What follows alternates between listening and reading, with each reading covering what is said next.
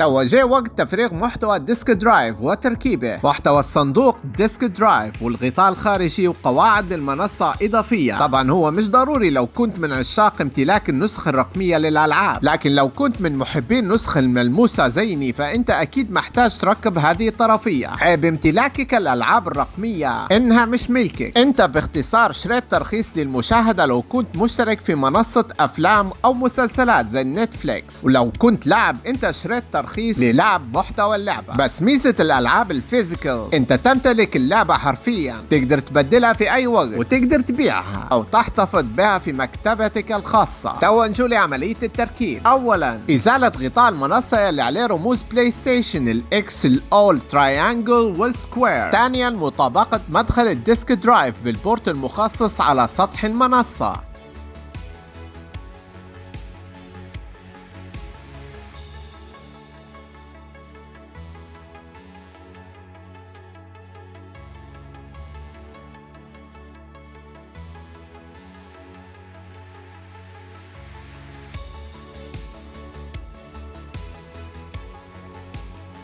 وأخيرا تثبيت الغطاء البديل، وهذا الشكل النهائي للمنصة الجديدة بعد إضافة الديسك درايف.